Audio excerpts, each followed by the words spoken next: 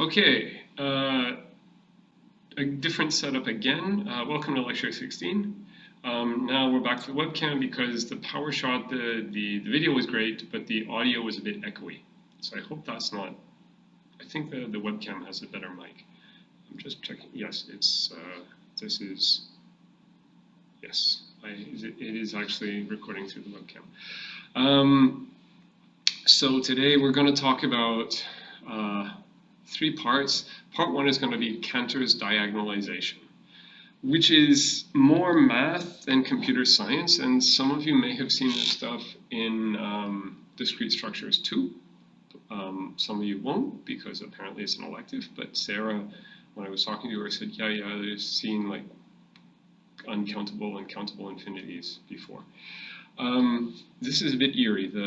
There's a lag on the screen, so I see myself a second ago, and it's also moving in the reverse direction. It's mirrored, which is annoying.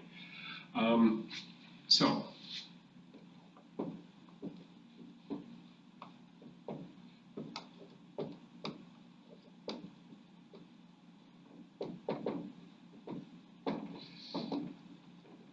the reason I'm telling you about Cantor's diagonalization is because the other stuff I want to tell you about, it uses these arguments which are called diagonalizations, and when you first see them, if you see them before you see Cantor's diagonalization, you wonder what's diagonal about them. So diagonalization, we use it to talk about forms of proofs, even when there was something diagonal about Cantor's proof. So we use that phrase even when there's nothing diagonal about another proof. It's also nice because it sort of ties in. Remember in the last lecture, I said that there was this, that Turing came up with Turing machines to address sort of problems, the kind of thing that were raised by David Hilbert in his list of problems for things mathematicians will think about in the 20th century. And then P versus NP was included in the list of things that mathematicians will think about in the 21st century. So that's nice.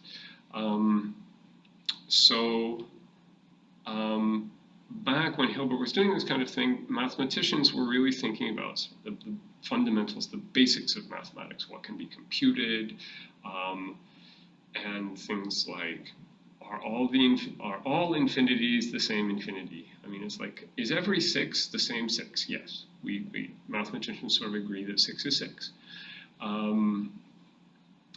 But then they couldn't say, okay, well, the even naturals are infinite and the naturals are infinite, so most people would say, yeah, but there are more naturals than there are even naturals, because the naturals include the odd naturals as well. It's all the even naturals plus all the odd naturals, so there should be like twice as many.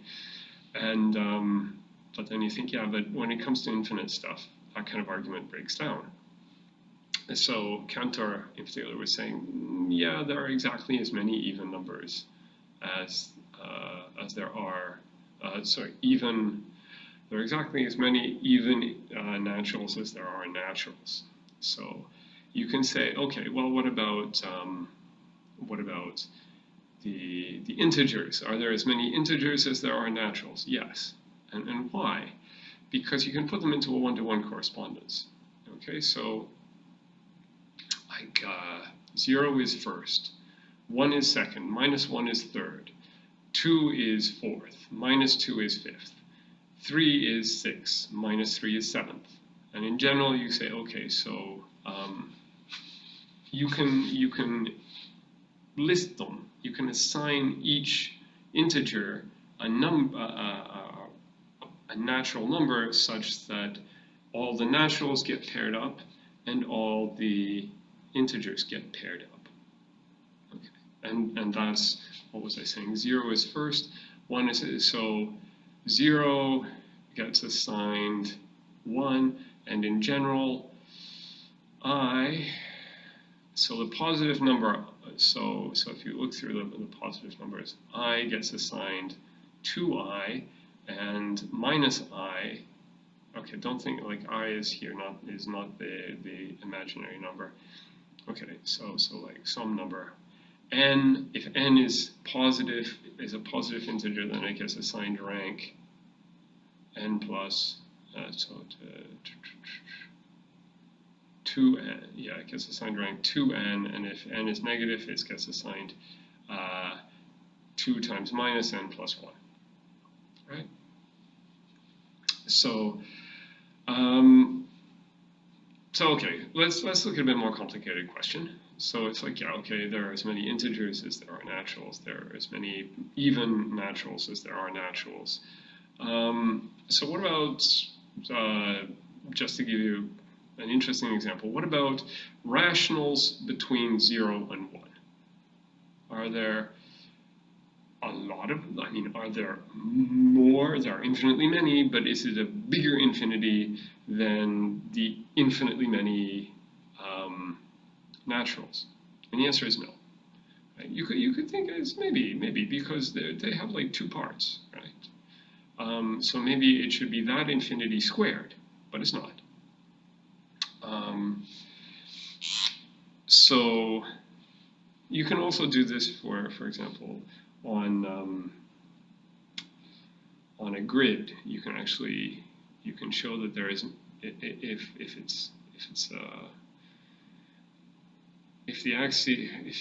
you consider points such that the x and y coordinates are integers, then you can put them into a one-to-one correspondence with the natural numbers as well.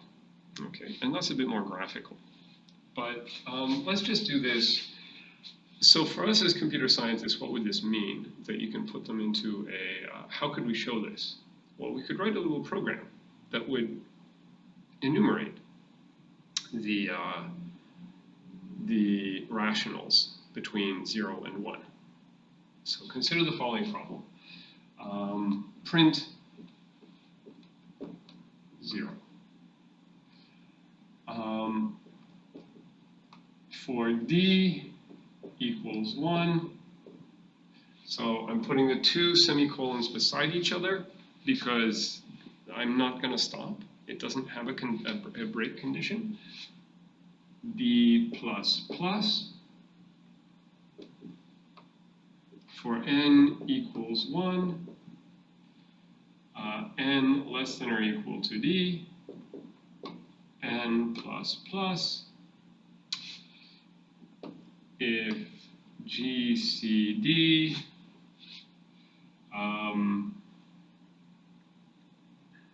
and d equals 1, print n over d. So it's n and d because it's numerator and denominator.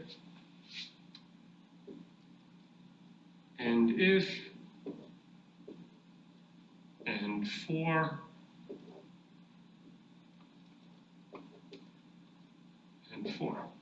Okay, so I claim that this little program prints all of the naturals between 0 and 1. Okay? So let's think about how it does this. Well, first of all, it prints 0. And then it's going to be d is 1, n is 1, GCD of 1 and 1 is 1. It's going to print 1 over 1, which is 1. Okay, then d is 2, n is 1, GCD of 1 and 2 is, yeah, d is 2, GCD of 1 and 2 is 1, so it's going to print 1/2. And then d is 2, n is 2. Its GCD of 2 and 2 is, I just put this in GCD is greatest common denominator so that I don't get the same number over and over again. It doesn't matter. So doesn't print 2 over 2 because GCD of 2 and 2 is not 1. Then it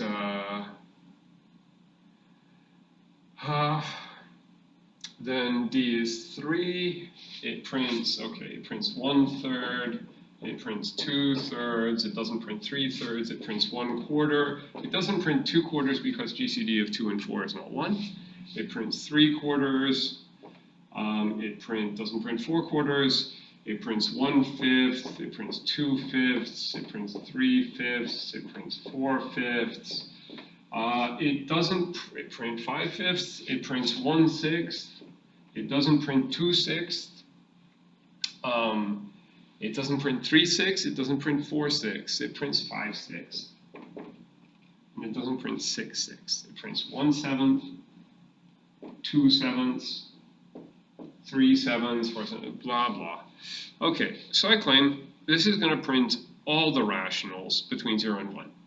Okay, and why? Because say you give me some a and b, positive integers, such that, well, okay, I mean, I get 0, and you give me a and b, such that a is less than or equal to b, and say the GCD of a and b is 1.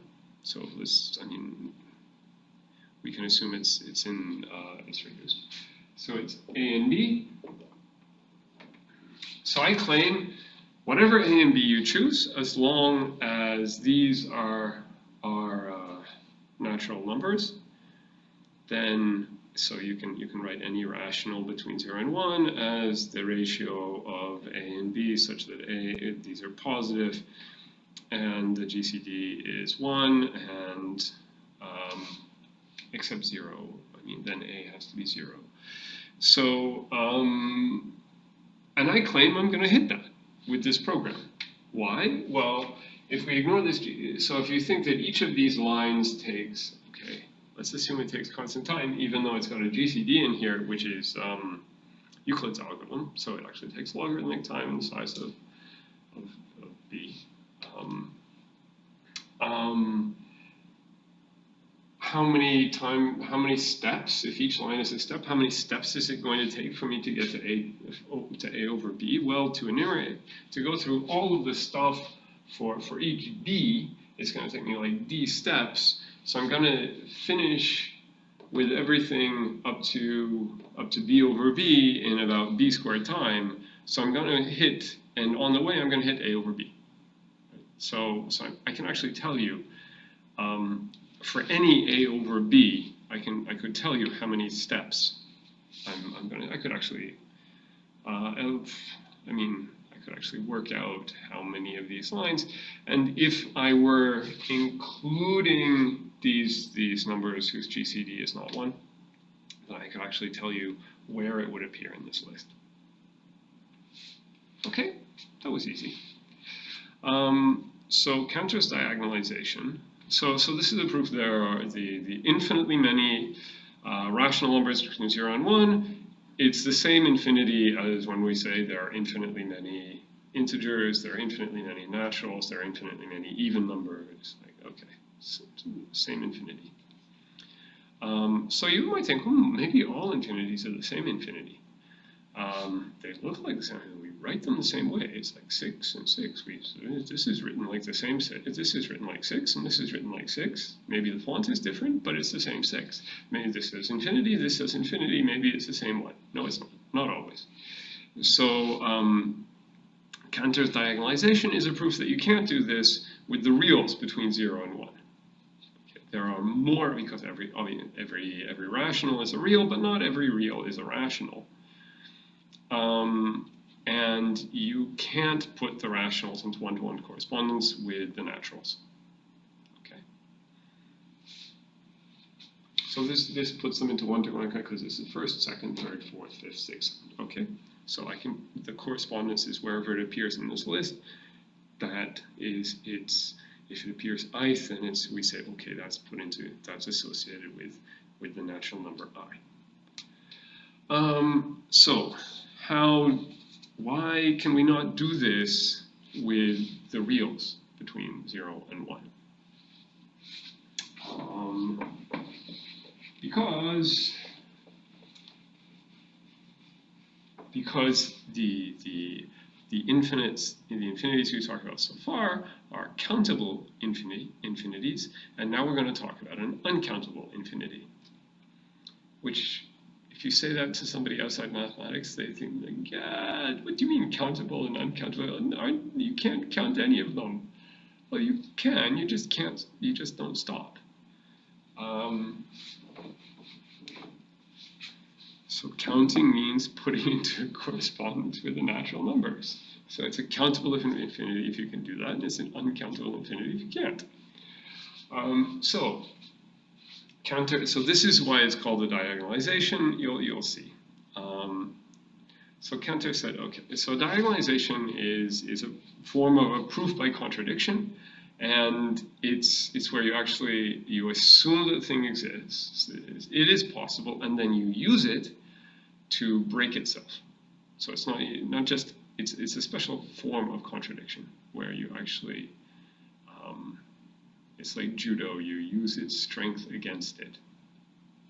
So let's suppose there were a way to enumerate the reals between 0 and 1. So there's there is a first one, there is a second one, there is a third one, okay? And this list, for any real between 0 and 1, it will appear somewhere in that list. Okay, it will appear ith for some I. Okay, so let's assume that. So we can write any real between 0 and 1 as some decimal expansion. 8, 4, 7, 1, 2, 9, 3, 6, 8, blah, blah, blah. Okay. Possibly infinite. Actually, I mean, almost all of them their decimal expansions are infinite. Technically, only a finite number of them have decimal expansions that are not infinite. Wait, I actually have to think about that. Yes. I think that's, yes. Yeah, that seems true. Okay, so let's say that this is the first one.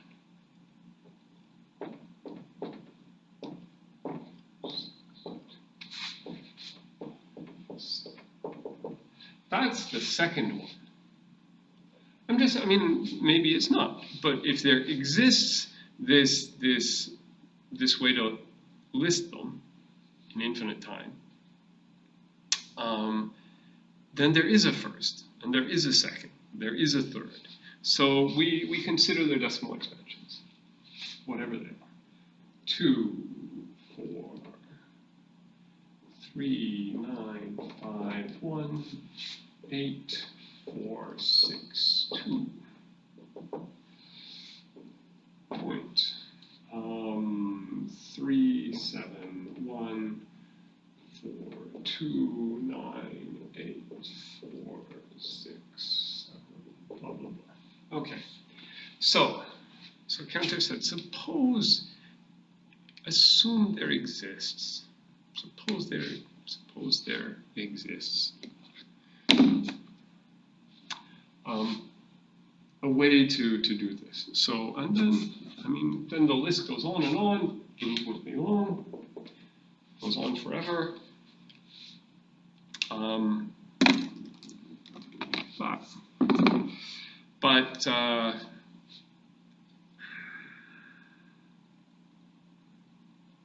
So he said, okay, so he claimed this doesn't hit all the reals. This hit all the naturals between 0 and 1. He said, whatever list you come up with, it doesn't hit all the reals. Why? Because we can take these numbers and we can write 0 point, and then we look at the first digit of the first number. And we look at the second digit of the second number, and the third digit of the third number, and the fourth digit of the fourth number. You can see why this is called diagonalization, because it's going diagonally. Okay, so this proof actually has something diagonal about it. So we don't write these digits. What we do is we choose this. It's a 7, we choose something that's not 7, like 6. And this is a 3, we choose something that's not 3, like 4. And this is a 3, we choose something that's not 3, like 5. And this is a 4, we choose something that's not 4, like 7. And so on and so on and so on. So we end up with a number which I claim is not in this list. Right? Because if it were in the list, say it appeared ith in the list, well, it doesn't. Because it's different from the ith number on the ith digit. So it doesn't match any of the numbers in the list. Now you have to be a little bit careful not to make this number something like 9999999 forever, because we don't use that kind of decimal expansion, we write 1. But you can do that. So what we end up with is a number which is not in the list. So this, you cannot put the reals into one-to-one correspondence with the naturals. And so that infinity is uncountable. Okay?